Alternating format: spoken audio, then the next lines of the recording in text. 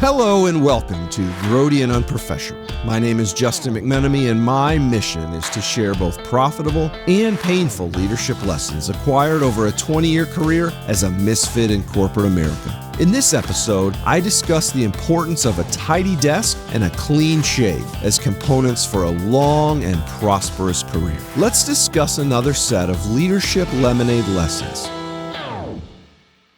A leadership lemonade lesson entails resurrecting and analyzing the outrageous leadership stories from our past, stories in which leaders missed the mark.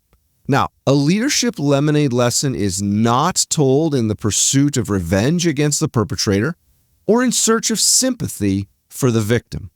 The aim of recounting these stories is first to search through absurd episodes of the past in pursuit of themes and lessons which can be used in our own efforts to become better leaders.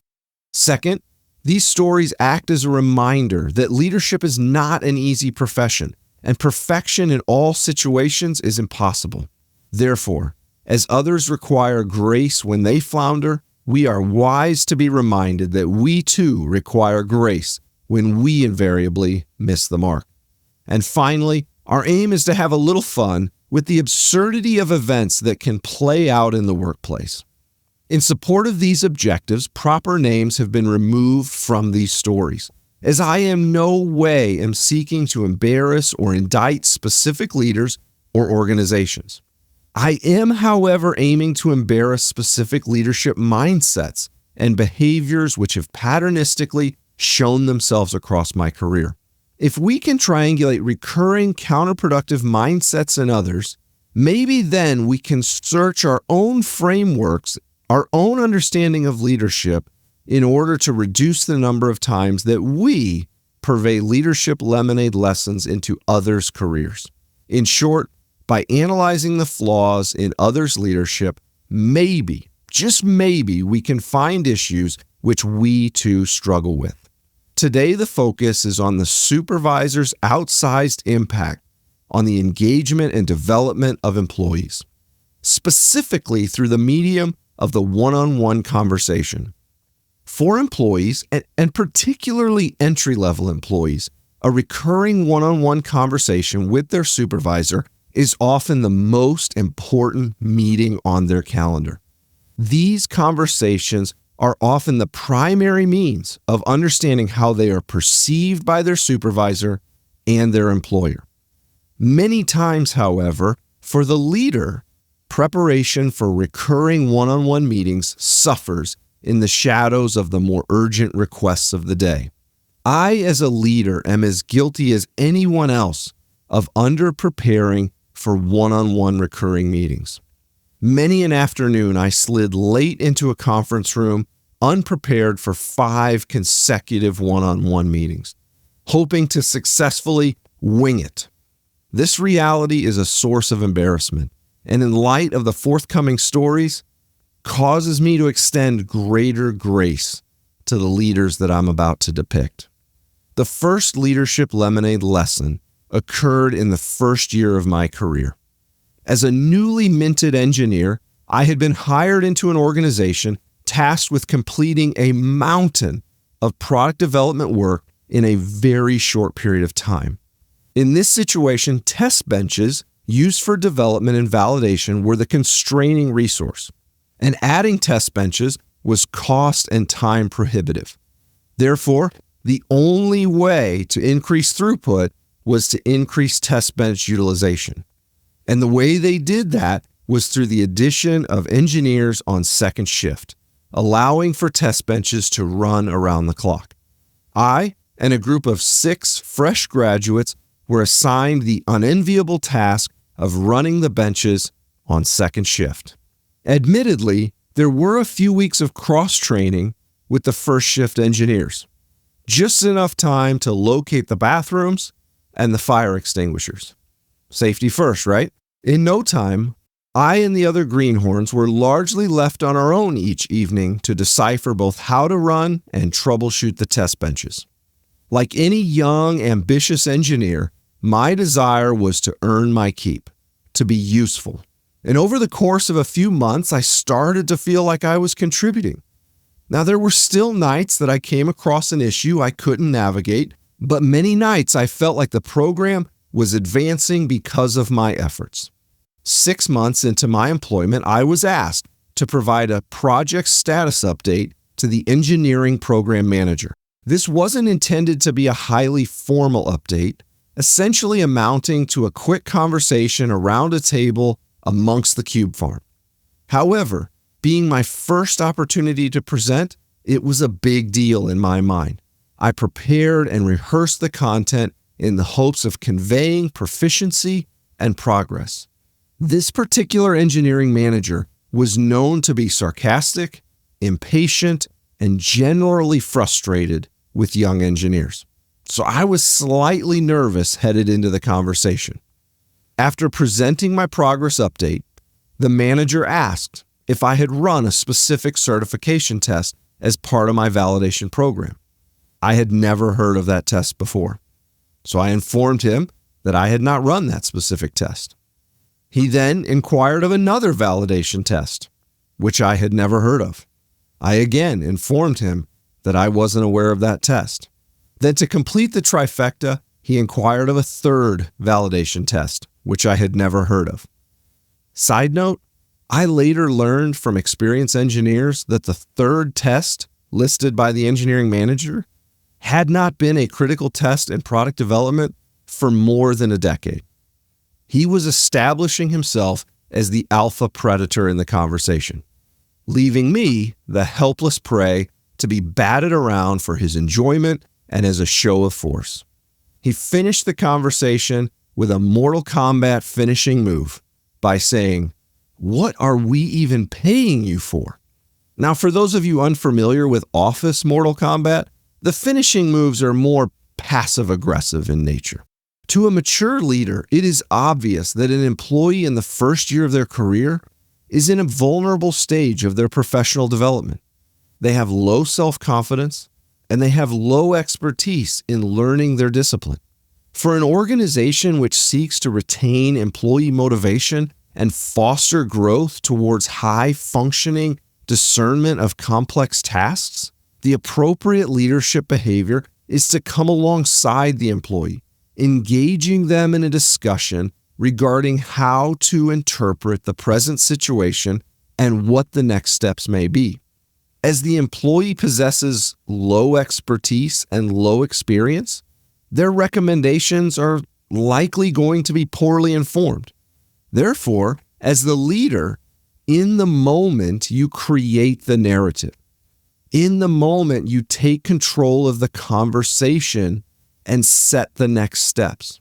But in the arc of developing the employee, you are aiming to slowly but surely impart knowledge and confidence, fashioning a highly confident, highly capable employee for a given task. But that was not my experience. My experience was with an organization in which you avoided asking questions of most leaders. An organization which viewed the individual contributor as a cog in the machine. Machine optimization was done more through swapping cogs than by developing people. The leadership class had been promoted because of their ability to survive in a tough environment. They, in turn, passed the heat treatment to the next generation, creating an organization widely known within the company as a great place to be from. After a few years in the testing division, I transferred across the street to the design division in pursuit of cultural change. My new manager was a straight-laced, by-the-book, nose-to-the-grindstone, stay-in-your-lane engineer. He was a big company employee committed to unflinching loyalty and unquestioned execution. He was a golden watch era employee, if you know what I mean.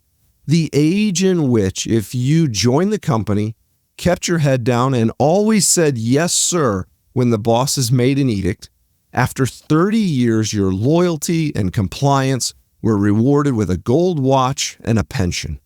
He ran his calendar with military precision, and social interaction with employees was scheduled promptly at 4:30 on Friday afternoon. Now, the timing of this weekly walk amongst the cubes served the added purpose of a visual roll call in search of those cutting out early in search of a few extra weekend hours. It was actually in this organization that I received my first and to date only desk audit. I was audited only a few days after joining the department. What's a desk audit, you ask? Well, I'm here to tell you. After hours, managers would walk amongst the cubes in search of non-compliant office behaviors when measured against a 20-point inspection. I passed with flying colors the security portion of the audit, things like locking up confidential material and ensuring laptops are secure. But unfortunately, I ultimately failed the audit for the gross misconduct of hanging my coat off the back of my office chair, in clear disregard to the provided employee coat closets. And of course, how did I find out that there was a desk audit? How did I find out the metrics by which desk compliance is determined? And how did I find out that my desk had fallen short of the glory of cubicle perfection? From a passive-aggressive desk evaluation form left on my desk for my reading pleasure. And the cherry on top, a reminder that a copy of the audit will be sent to my supervisor through interoffice mail. To this day, I wish I had held on to that token of office politics. But alas, it is lost to the recycling bin. With all of that as a backdrop, my very first one-on-one with my new supervisor falls into the category of epic leadership bloopers. This conversation was only my second time in his presence, the first being during the interview process for the job that I ultimately filled. Now, the one-on-one, it started off innocent enough, confirming that I had been invited to all the recurring meetings, getting system accesses that I needed, and ensuring that I had met the people that I would be working with. Then out of the blue, he says, "Justin, I've been meaning to ask you, are you a jackwagon?" Side note, he didn't actually say jackwagon, but seeing as this is a family show, we're just going to go with jackwagon. Now, I was taken aback. I think I replied, "I don't think so, but I'm interested in why you have been meaning to ask me that question." He commented, "Yesterday I was in a staff meeting with the department head, and he asked me if you were a jackwagon. So I took the action item to find out." I'm thinking to myself, are you kidding me?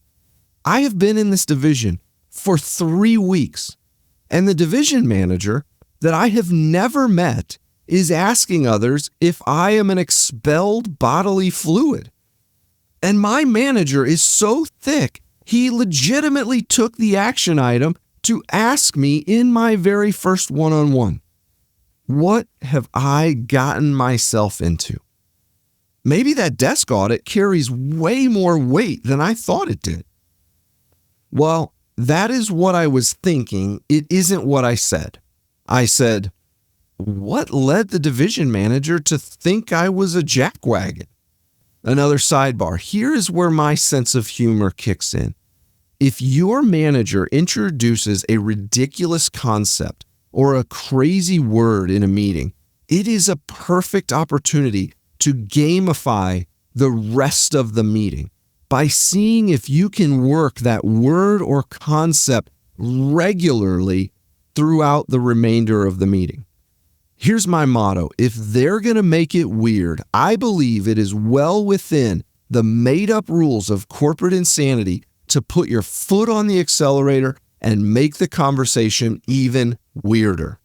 So my boss replies, "Last week, the division manager saw you at another employee's desk. He observed that you were laughing.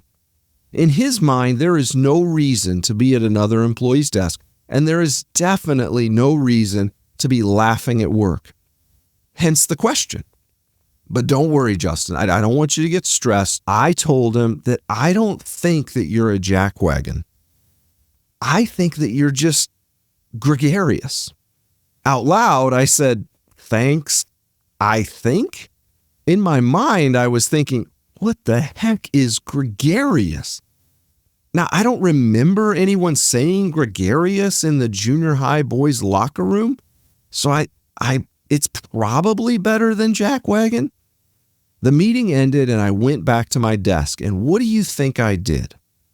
I should have grabbed my coat, which I assure you was not in the provided employee coat closet, and walked out of the building, never looking back. Unfortunately, that's not what I did. Instead, I Googled gregarious. I'll save you the effort. Gregarious, tending to associate with others of one's kind, marked by or indicating a liking for companionship. Synonyms include extroverted, sociable, outgoing, and convivial. While there are plenty of other stories from this leader and from this era of my career, today we will leave it at that one. But one lasting impact of this conversation has been in my marriage. To this day, when my wife is ready to leave a social gathering and starts giving me the signal that it's time to go, I invariably reply, "Just a moment, honey. I'm gregarious." After a not brief enough stint in product design, I transitioned to the product research organization.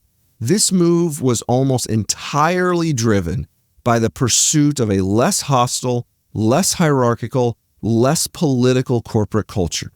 Unfortunately, time would prove that although it appeared at the surface that I was changing continents by changing business units, these continents shared a cultural tectonic plate.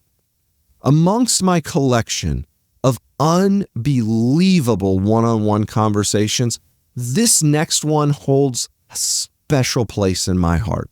So special, in fact, that this podcast is named in memory of this event. During my tenure in the research organization, my wife was pregnant with our second child. In the final weeks of her pregnancy, she encountered complications, resulting in her being hospitalized for a week prior to the birth of our son. Any medical situation which requires hospitalization is stressful. Having a family member in vitro during the process only adds to the stress. After numerous days of testing and observation, it was concluded that the complication would be resolved with the birth of our son. And as she was very near full term, the level of concern was greatly reduced. Fast forward, a healthy and happy baby boy is born. Everyone is okay, and off to home we head. 2 weeks later, my wife has an unrelated but potentially life-altering medical emergency. So back to the hospital we go. More tests, more waiting, more worrying about the future. All in all, a stressful and tumultuous season in my family. I had been interacting with my manager throughout the period, keeping him up to speed on the status of my work schedule. After 3 weeks in and out of the office, having navigated 2 medical emergencies with my wife and the birth of our son, I returned to work. On the morning of my return, my supervisor stops by my desk and he says, "Justin, if you have some time, could you stop by my office?" Sure. Makes sense. As I'm walking into his office, I am fully expecting some brief chit-chat about the health of my family, followed by a largely transactional conversation regarding project status and next steps, considering my absence. Turns out, his mind was largely unconcerned with my family, or even with the status of my work projects. Instead, he opens with, "Justin, I know there's a lot of stress in your life right now, but I can't help but notice that you have not shaved in a while." This is a professional workplace, and your appearance right now is grody and unprofessional. Like I said, I know you have a lot going on at home right now, so I want you to know that if you need an extra 5 minutes in the morning to shave, you have my permission to come into work 5 minutes later, no questions asked. Maybe it was because of a lack of sleep, but I am ashamed to say that I completely failed to muster a witty comeback on the spot. And I failed in my previously stated goals of making weird situations weirder. This one caught me completely off guard. Rather than continuing the conversation, I got up and I walked out of his office, floored by the complete lack of tact, care, empathy, and professionalism. I left the office only partially because I had been instructed to go home and shave. I went home largely because I needed to calm down. Thankfully for me, my boss, and corporate HR, I lived 15 minutes from the office. Because I assure you that if the drive home had only been 5 minutes, leaving me 10 fewer minutes to calm down, I would have returned to work with the facial hair of a certain 1940s fascist dictator. Quick editor's note. I recently recounted this story to my neighbor. According to his memory, I returned to work that day not only clean-shaven, but also wearing a full suit. I honestly do not remember, but it definitely seems like something I would do.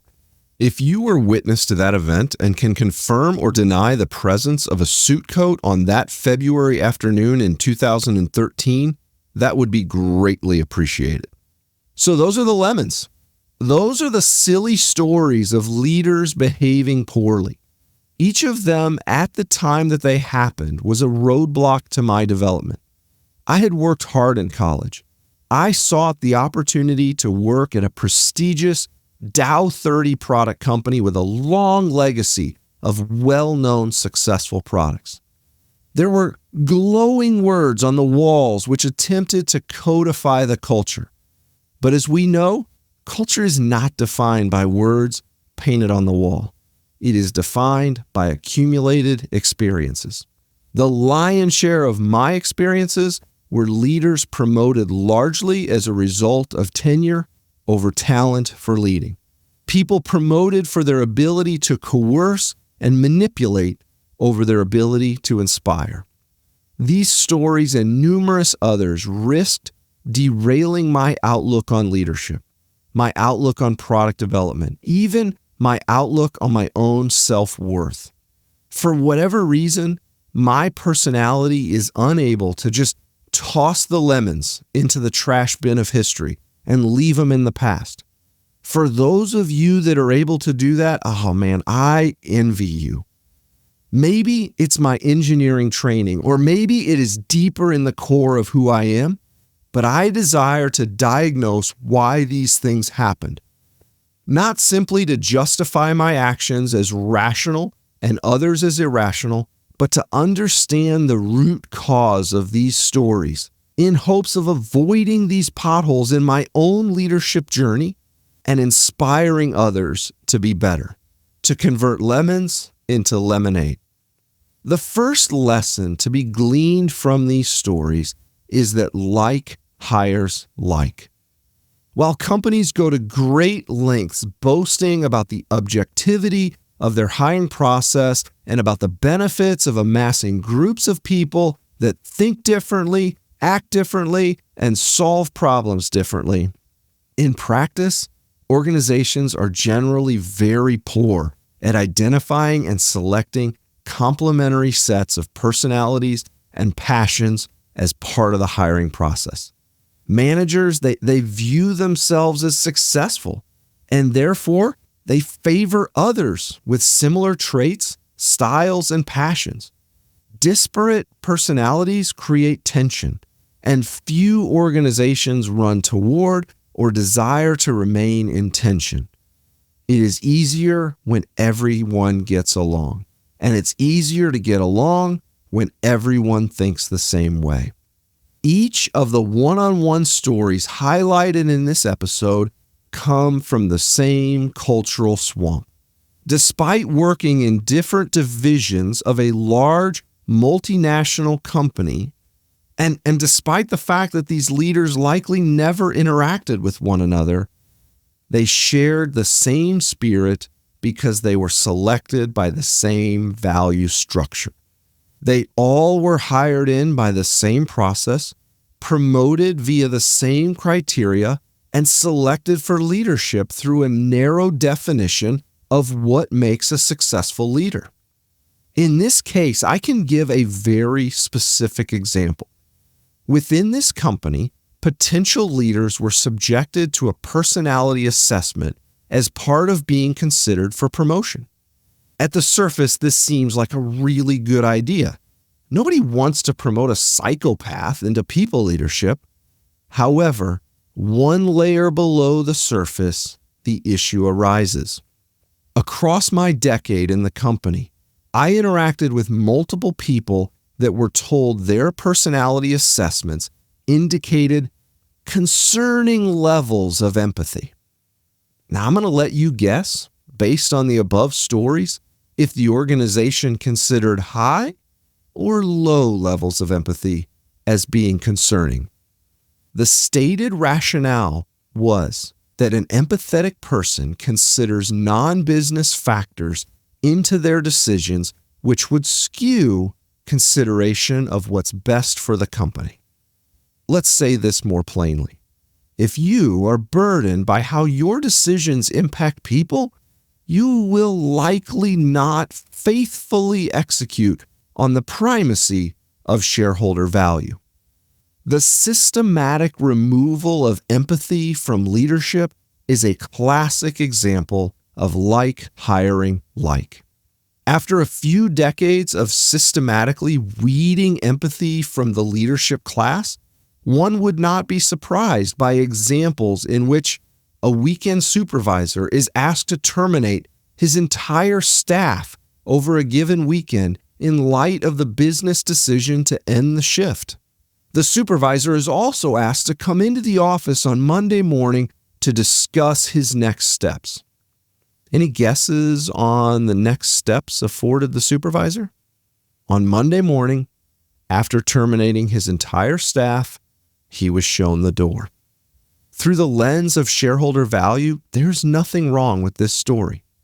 For leaders handpicked in part for the absence of empathy, this story is unfortunate, but it's not noteworthy.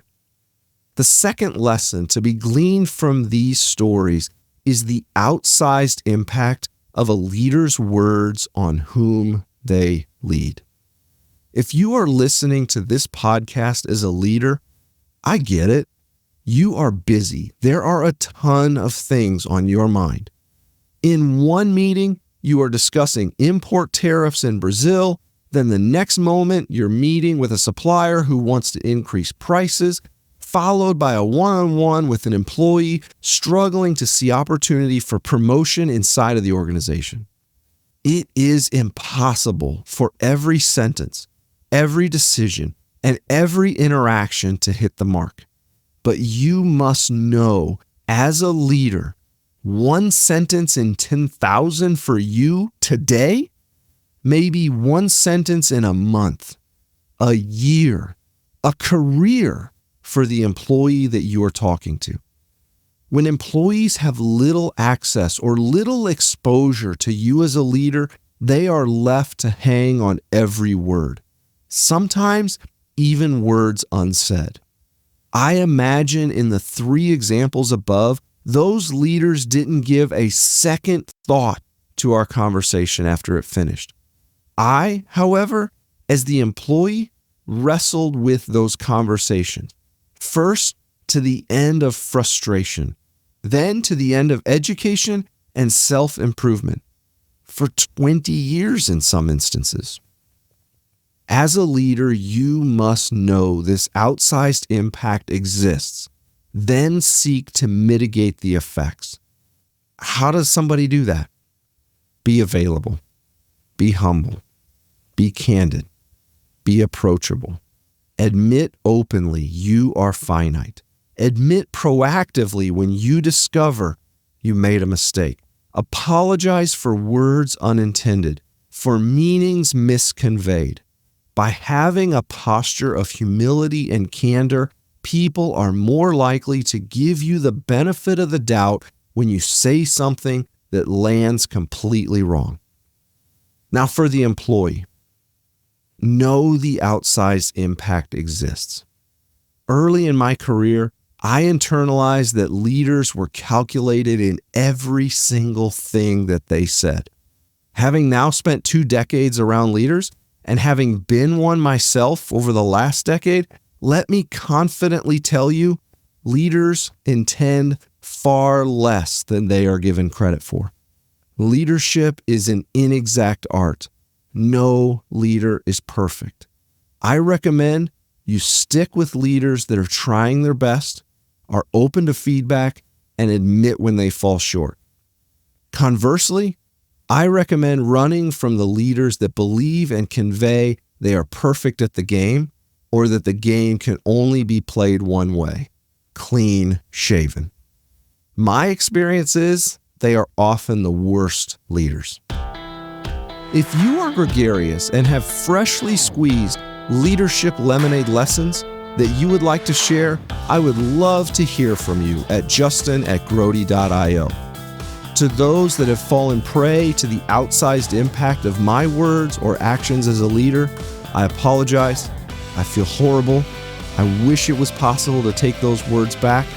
If you'd like to talk, I'm moonlighting as a desk auditor at the local DMV. Maybe we can grab coffee after my shift. Thanks for your time. Let's do it again soon.